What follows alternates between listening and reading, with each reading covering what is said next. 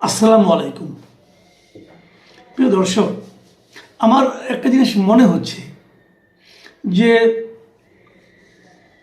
দলীয়করণের ক্ষেত্রে সারা দেশে সরকার যেন একটু বেশি তাড়াহুড়া করছে এবং এ কাজে মাঠ পর্যায়ে এবং বিভিন্ন বড় বড় নেতাদের ক্ষেত্রে তারা যেন প্রধানমন্ত্রীর নির্দেশনাকে উপেক্ষাও করছে। আপনার একটা কথা মনে আছে কিনা জানি না, প্রধানমন্ত্রী তার প্রথম ভাষণে বলেছিলেন উনি কেবল বিএনপির প্রধানমন্ত্রী না, এই সরকার কেবল বিএনপির সরকার না, যারা তাদেরকে ভোট দিয়েছেন এবং যারা তার বিপক্ষে ভোট দিয়েছেন এবং যারা কোনো ভোটই দেননি, এই সরকার তাদের সকলের সরকার। এ কথার অর্থটা কি?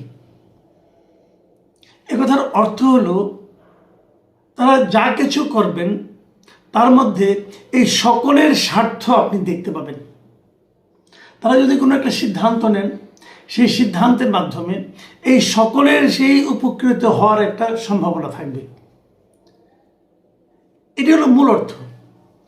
কিন্তু আমরা কি বাস্তবে গত এই প্রায় এক মাসই হয়ে গেল, গত এক মাসে কি বাস্তবে সেই ধরনের কোনো নমুনা আপনারা দেখতে পেয়েছেন?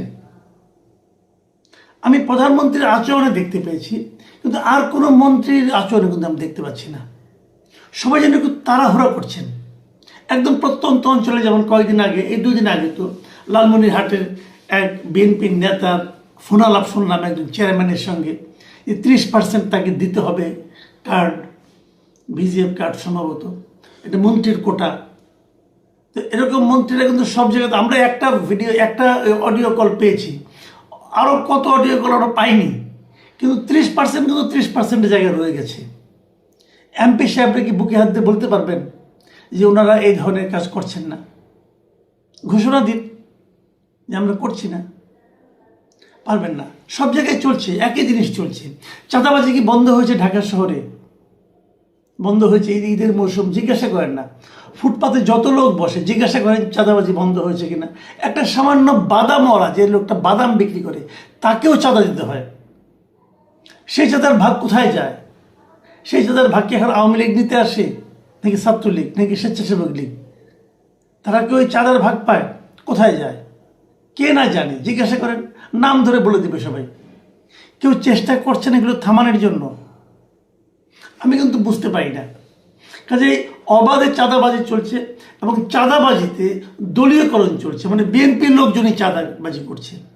এমপি সাহেবরা তাদের পার্সেন্টেজ নিয়ে টানাটানি করছেন, বিভিন্ন তাদের চামচাদের মাধ্যমে ধমক দিচ্ছেন, একে ধমক এর ধরে আনো, তাদের মাইরে আনো, এগুলি করছেন।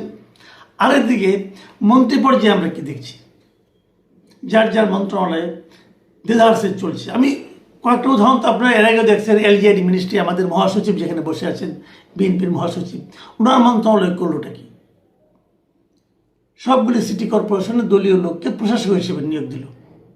আমি আবারও বলছি, এটা বিএনপির জন্য যদি বুমেরাং না হয় তখন আমাকে বলেন। কারণ এরা কতদিন থাকবে ওখানে? অনির্বাচিত হবে, কতদিন থাকবে? 1 মাস, 2 মাস, অথবা 6 মাস, অথবা 1 বছর। 1 বছর থাকতে পারবে না, তার আগে কিন্তু আন্দোলন শুরু হয়ে যাবে। যদি 6 মাস থাকে, 6 মাসে তারা কি নিজেদের ইমেজ বৃদ্ধি করতে পারবে? কেউ পারে বাংলাদেশে একদম শেষ করে দেওয়া, যেহেতু কোনো ফান্ড নাই, কোনো রকম নিয়ম নীতি ছিল না গত 1.5 বছরে। তার আগে তো আওয়ামী লীগ লুটপাট করেইছে। সেরকম একটা জায়গায় যে 6 মাসের জন্য মেয়র হয়ে অথবা প্রশাসক হয়ে আপনি কি করতে পারবেন? আপনি কি জনগণের প্রত্যাশা মেটাতে পারবেন? পারবেন না। মাঝখান থেকে কি হবে? যখন আপনি 6 মাস পরে নিজেই ক্যান্ডিডেট হবেন, তখন মানুষ বলবো, আচ্ছা আপনি তো এই আকাম কুকাম করছেন, অথবা এই প্রত্যাশা মেটাতে পারেন নাই, অতএব আপনাকে আমরা কেন ভোট দেব? এটা একদম বুমেরাং হয়ে যদি দেখা না দিয়েছে, তখন আমাকে বলেন। এই মূর্খতা, এই বোকামিটা, এই আত্মঘাতী সিদ্ধান্ত তারা কেন নিল আমি বুঝতে পারলাম না। তারপরেই দেখলাম 42টা জেলা পরিষদেও ওনারা নিজেদের মতো করে প্রশাসক নিয়োগ করলেন। এরা কারা? এরা ওখানকার বিএনপি নেতা, কেউ সাধারণ সম্পাদক, কেউ অমুক, কেউ তমুক জেলা কমিটির, কেউ ইলেকশনে ফেল করেছেন, ফেল করে এসে এখানে প্রশাসক হয়ে গেছেন। মানে লজ্জাও করেন এদেরকে। যে লোকটা ফেল করার পর প্রশাসক হয়, তার তো লজ্জা থাকা উচিত যে আমাকে তো জনগণ প্রত্যাখ্যান করেছে, আমি কেন এর চেয়ে বড় দায়িত্বে এখন যাচ্ছি? যেটা ঢাকা উত্তরেও হয়েছে। কেন? এখন অনেক আগে শুনেছিলাম বিএনপি বলেছিল যে যারা মনোনয়ন পাবেন না তাদেরকেও নানাভাবে পুরস্কৃত করা হবে, এই তার পুরস্কৃত করার নিয়ম। এটা তো আমরা চাইনি। সবশেষ কি দেখলাম আমরা, যে আমাদের শিক্ষামন্ত্রী উনি 7টা বিশ্ববিদ্যালয়ের উপাচার্য নিয়োগ করে দিলেন তড়িঘড়ি করে, একদিনের মাথায় 7টা বিশ্ববিদ্যালয়ের উপাচার্য একদিনে পরিবর্তন হয়ে গেল। কেন হলো? কোন ক্রাইটেরিয়া হলো? এবং যাদেরকে নিয়োগ দেওয়া হলো বিশ্ববিদ্যালয়ের উপাচার্য হিসেবে, এরা প্রত্যেকটা লোক মানে কঠিন বিএনপির রাজনীতির সঙ্গে জড়িত। তো তারা এখানে ভিসি হয়ে কি রাজনীতি করবে? শিক্ষামন্ত্রীকে তেল দিবে, নাকি তারা বিশ্ববিদ্যালয়ের প্রশাসনটাকে চালাবে, বিশ্ববিদ্যালয়ের একাডেমিক সিস্টেমটাকে করবে, আরো সচল করবে? কোনটা করবে?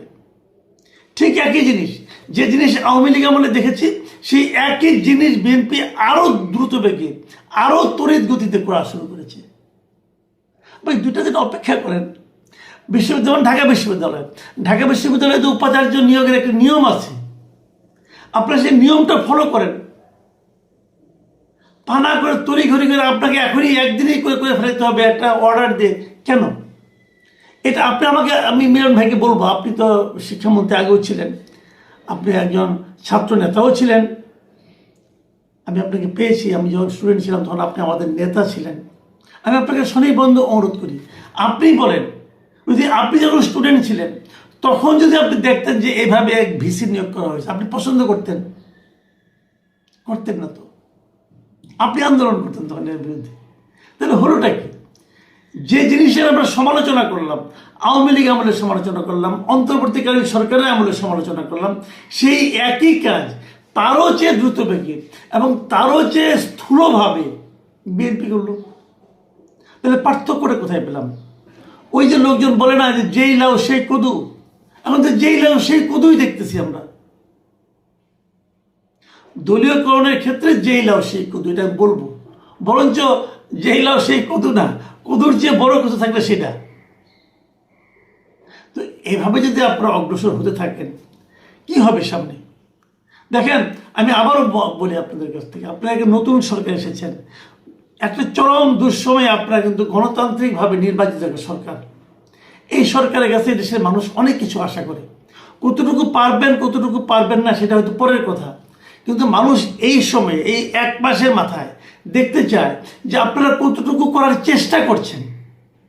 হয়তো শেষ পর্যন্ত পারলেন না, কিন্তু চেষ্টা যে করলেন, এই যে নিয়ত, সে আমাদের একটা হাদিস আছে না যে ইন্নামাল আমানু বিন্নিয়াত, আপনি যে নিয়তটা, এটা মানুষ দেখতে চায়, কিন্তু মানুষ দেখতেছে আপনার নিয়তটাই খারাপ।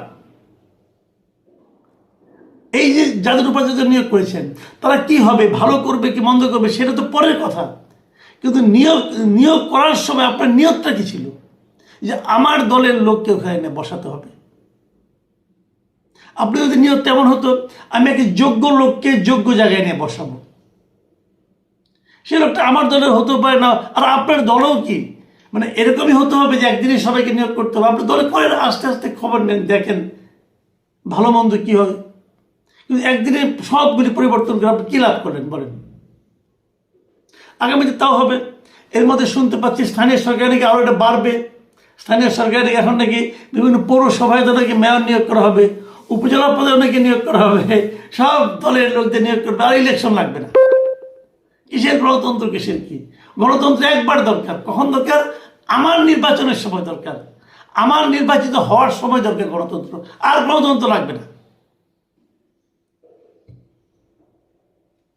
এই দৃশ্য দেখতে চাইনি আমরা। প্রিয় দর্শক, এখন এ পর্যন্তই। আল্লাহ হাফিজ।